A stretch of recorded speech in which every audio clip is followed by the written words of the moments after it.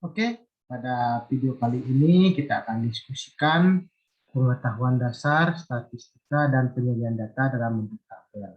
Nah, ini merupakan mata kuliah untuk Tuton UT dengan kode PEMA 4210. Nah, modul ini disusun atau bahan ajar ini disusun oleh Prof.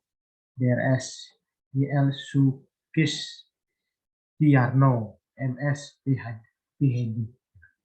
Saya sebagai penelaah dan membuat video dalam tutor ini. Mohon izin menyampaikan materinya. Oke, statistik dengan statistika itu berbeda. Kalau statistik adalah kumpulan angka-angka mengenai masalah sehingga dapat memberikan gambaran mengenai masalah tersebut. Ukuran yang dihitung dari sekumpulan data dengan merupakan wakil data dari itu.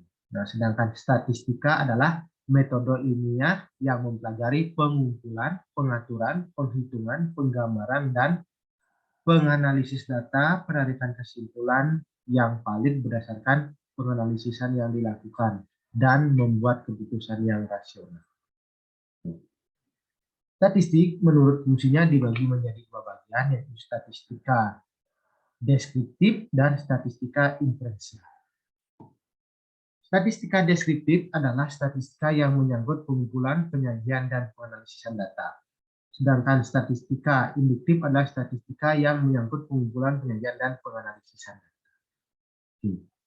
Itu definisi dari statistik dan statistika. Oke, data adalah keterangan yang diperlakukan untuk memecahkan suatu masalah. Nah, berikut adalah macam-macam data ditinjau beberapa segi. Nah, misalnya menurut sifatnya. Dalam ini data dibagi menjadi dua bagian, yaitu data kualitatif adalah data yang berbentuk kategori atau atribut. Contohnya, harga emas hari ini mengalami kenaikan. Sedangkan data kuantitatif adalah data yang berbentuk bilangan. Contohnya, tinggi badan Sandi mencapai 170 cm.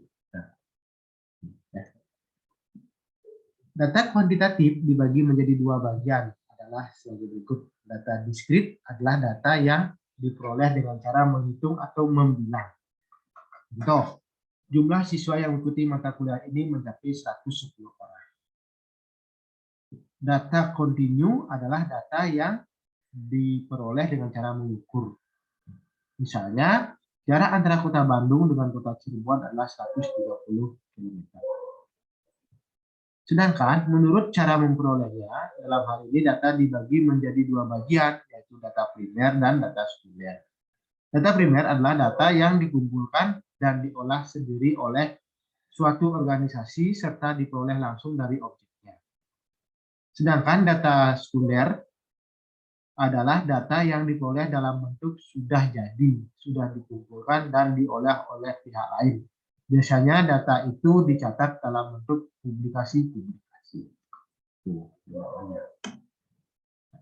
Dasar-dasar analisis data. Yang pertama adalah pembulatan bilangan. Ada 3 aturan pembulatan bilangan yang banyak digunakan dalam penganalisian. Yang pertama adalah aturan pertama. Jika angka terdiri dari angka yang harus dihilangkan kurang dari 5, maka angka terkanan dari angka pendahuluannya tetap tidak berubah. Contoh, 50,50 ton dibuatkan menjadi ton terdekat menjadi 50. Aturan kedua, jika angka terkiri dari angka yang harus dihilangkan lebih dari 5 atau angka 5 diikuti oleh angka bukan 0. Semua angka terkanan dari angka yang mendahulunya bertambah 1. Ini contoh, misalnya 6895 kg dibulatkan hingga ribuan terdekat menjadi 7000 kg. Nah, dalam hal ini angka yang harus dihilangkan adalah 895 dan angka terkiri angka terkiri dari 895 adalah angka 8. Dan lebih dari 5, angka terkanan yang mendahulunya 89 yaitu angka 6 bertambah dengan 1 menjadi 7. Pembulatan. Aturan yang ketiga, Jika angka terdiri dari angka yang harus dihilangkan sama dengan 5 atau angka yang diikuti oleh angka-angka 0 semua maka angka terkanan dari angka yang mendahulunya tetap. Jika angka tersebut genap dan bertambah 1 jika angka tersebut ganjil. Contoh, 14,35 gram dibuatkan hingga per 10 gram terdekat menjadi 14,4. Berarti ini hilang depannya tambah 1. Oke. Notasi jumlah. Dalam statistika, kita banyak sekali menjumpai perhitungan-perhitungan yang menggunakan notasi jumlah. Notasi jumlah atau sigma digunakan sebagai operator matematika dalam penjumlahan. Misalnya kita mempunyai n buah pengamatan X1, X2, sampai X ke N. Pengoperasian simbolnya sigma I ke N, I sama dengan, N, I sama dengan 1, XI dapat dilakukan sebagai berikut. I diganti dengan 1 diperoleh X1, I diganti dengan 2 diperoleh X2, I diganti dengan 3 diperoleh X3, I diganti dengan N diperoleh Xn. Kemudian kita menjumlahkan suku-suku tersebut. Dalil yang berkaitan dengan notasi jumlah. Nah, misalnya ada 3 buah dalil yang berkaitan dengan notasi jumlah. Dalil pertama, penjumlahan dari jumlah 2 atau lebih variabel sama dengan jumlah masing-masing penjumlahan variabel. Jika ada 3 buah variabel X, Y, Z, maka sigma NI sama dengan 1, XI tambah Y1, XI tambah YI tambah YI tambah ZI sama dengan sigma NI sama dengan 1, XI tambah sigma NI sama dengan 1, Y1 tambah sigma NI sama dengan 1, ZI. Dalil yang pertama. Sedangkan dalil yang kedua, jika C adalah sebuah konstanta, maka sigma N I sama dengan 1, CXI sama dengan C kali sigma N I sama dengan 1 XI. Sedangkan dalil yang ketiga, jika C adalah sebuah konstanta, maka sigma N I sama dengan C sama dengan NC. Nah, contoh, misalnya X1 sama dengan X2, X2 sama dengan 3, X3 sama dengan negatif 1, Y sama dengan 1, Y2 sama dengan 2, Y3 sama dengan 1, maka hitunglah sigma 3I sama dengan 1. 3XI kurangi YI tambah 3. Nah, jadi, kita bisa selesaikan. X3I sama dengan 1, 3XI dikurangi Y1 tambah 3, nah, berarti 3X1 dikurangi Y1 tambah 3. 3X2 dikurangi Y2 tambah 3 tambah 3. X3 dikurangi Y3 tambah 3. Tinggal diganti angkanya. X1-nya 2 ditambah Y1-nya 1 tambah 3, maaf, dikurangi 1 tambah 3. 3 X2-nya 3 dikurangi Y2-nya 2 tambah 3. Tambah 3 dikali X3-nya 3 dikurangi 1, Y3-nya negatif 1 tambah 1. Sehingga dihitunglah menemukan hasil 19. Atau dikerjakan dengan cara seperti ini juga tidak jadi masalah. Oke? Sekarang kita masuk ke modul yang kedua. Nah, dalam modul yang kedua ada penyajian data dalam bentuk tabel. Nah, aturan-aturan pembuatan tabel ada judul tabel, judul baris, judul kolom, di kiri bawah tabel dibuat catatan bila perlu dan sumbernya. Data waktu hendaknya berurutan, data kategori disusun menurut kebiasaan. Macam-macam tabel, ada tabel baris, kontingensi, dan distribusi frekuensi. Tabel distribusi frekuensi. Masalah-masalah yang akan dibahas dalam tabel distribusi frekuensi ada 4, yaitu pengertiannya, istilah-istilah yang ada di dalamnya, cara pembuatannya, dan penafsirannya. Sebelum dibahas mengenai tabel distribusi frekuensi, ada 3 istilah yang perlu dibahas, yaitu ARI, baik untuk data tersebar maupun data berkelompok. ARI adalah penyusunan sekumpulan data menurut aturan nilainya, mulai dari data yang terkecil sampai data yang terbesar. Data tersebar adalah data yang nilai-nilainya belum disusun dalam tabel distribusi frekuensi. Data berkelompok adalah data yang nilai-nilainya sudah disusun dalam tabel distribusi frekuensi. Oke, sekarang kita masuk ke tabel distribusi frekuensi adalah sebuah tabel yang berisi nilai-nilai data dengan nilai-nilai tersebut dikelompokkan ke dalam interval-interval dan setiap interval dan nilai masing-masing mempunyai frekuensinya. Istilah-istilah yang digunakan dalam tabel frekuensi adalah kelas interval adalah kelompok nilai yang berupa interval. Ujung bawah adalah bilangan yang terdapat di sebelah kiri interval. Ujung atas adalah bilangan yang terdapat di sebelah kanan interval nilai data untuk setiap kelas interval. Batas bawah adalah bilangan yang diperoleh dengan cara ujung bawah dikurangi ketelitian data yang digunakan. Batas atas adalah bilangan yang diperoleh dengan cara ujung atas ditambah ketelitian data yang digunakan. Nah, itu untuk distribusi tabel frekuensi. Maaf, titik tengah atau tanda kelas adalah bilangan yang diperoleh dengan cara ujung bawah ditambah ujung atas, kemudian hasilnya dibagi dua untuk setiap interval.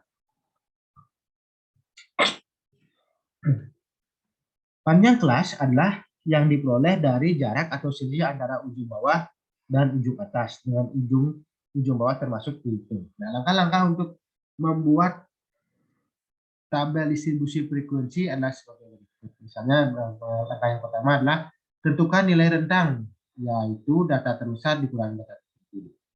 Tentukan banyak kelas dengan menggunakan aturan Truges, yaitu K sama dengan 1 tambah 3,3 kali log N.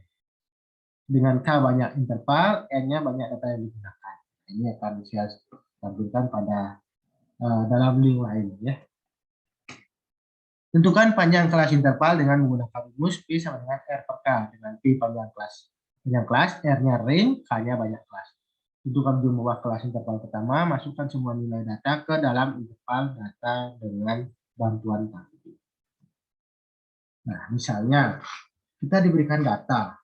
Berikut data mengenai hasil tes tengah semester mata kuliah statistika dari mahasiswa program S1 jurusan pendidikan matematika UKIP. Ada datanya 65, 72, 67, 82, dan seterusnya. Susunlah data di atas ke dalam tabel distribusi frekuensi. Misalnya. Langkah yang pertama, kita harus mencari data terbesar dan data terkecil. Hasilnya ditemukanlah data terbesarnya adalah 5, data terkecilnya adalah 61, sama dengan 34. Nah, jadi ringnya atau rentangnya adalah 34. Banyak kelas. Kita membuat banyak kelasnya dengan rumus 1 tambah 3,3 kali log N. 1 tambah 3,3, jadi banyak datanya ada 40 data di sini tadi. Ini totalnya adalah 40 data, sehingga log N-nya adalah 40. Hitung dengan kalkulator, log 40 ditemukan hasil 1,6021. Jika kalau dikalikan dengan 3,3, hasilnya adalah 5,2868. Digunakan dengan 1, hasilnya adalah 6,2868. Jadi banyak kelas yang digunakan bisa 6 buah atau 7 buah. Di sini kita akan gunakan 7 buah. Ya. Oke, kita akan gunakan 7 buah. Panjang kelas. Nah, panjang kelasnya dicari dengan R per K. R-nya 34, K-nya ditemukan 7, sehingga 34 per 7 adalah 4,68. Karena datanya dicatat dalam bilangan bulat, maka panjang kelasnya adalah 5. Ini kita buatkan ke atas, menjadi 5. Oke, ujung bawah kelas interval pertama diambil nilai data terkecil. Data terkecil di sini adalah 61. Untuk masukkan kumpulan data di kelas tersebut, diberikan tali dengan cara nilai 65 termasuk ke dalam kelas interval, yaitu 61 sampai 65. Karena tadi kita 61, 62, 63, 64, 65. Tadi kita di sini bulatkan jadi 5. Jadi ya. Oke, kita hitung 61, 62, 63, 64, 65. Itu. Nah, sehingga hasilnya akan seperti ini. Ya. 61, 62, 63, 64, 65. Tadi sehingga kita hitung ada antara data 61 sampai 65 itu ditemukan 4. Antara data 66 sampai 70 itu ditemukan 9. Antara data 76 sampai 80 itu ditemukan 2, dan seterusnya. Ya, kalau kita jumlahkan frekuensinya juga sama dengan banyak data yang ada, yaitu 40. Oke, nanti saya akan coba carikan membuat tabel ini pada YouTube yang lainnya ya. Nah, sehingga setelah kita rapikan, jadilah seperti ini. Hasil tentamennya adalah 61 sampai 654, 66 sampai 79, 71 sampai 7511, dan seterusnya. Nah, inilah tabel distribusi frekuensi. Oke. Nah, yang kedua, penafsiran dari daftar. Dari daftar 2, kita dapat membuat penafsiran sebagai berikut. Hasil tentamen dengan semester statistika yang nilainya 61 sampai 65 ada 4 orang. 66 sampai 79, 71 sampai 75, 11, dan seterusnya. Ini penafsiran. Oke, macam-macam tabel distribusi frekuensi. Tabel distribusi frekuensi relatif.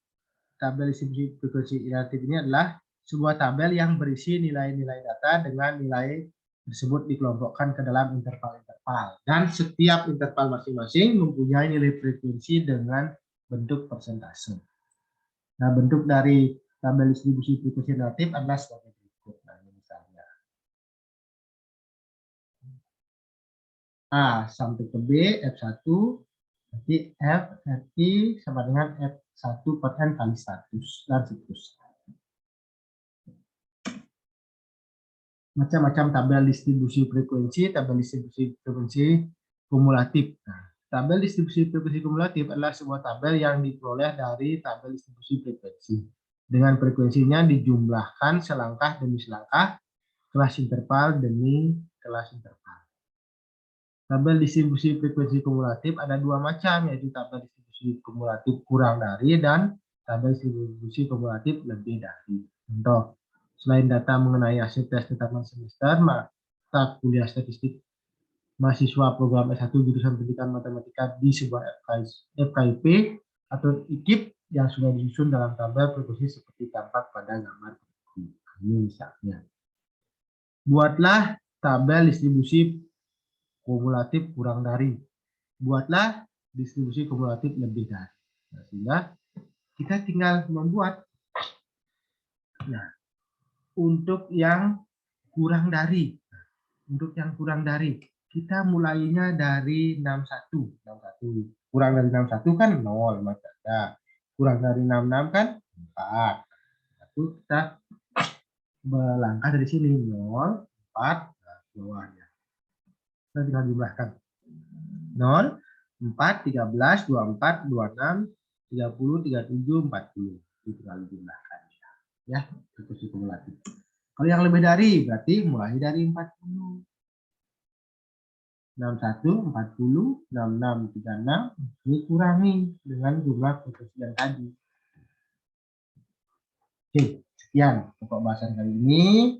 Mudah-mudahan bisa dipahami. Jika di sini masih kurang pas, silakan klik link berikutnya. Oke?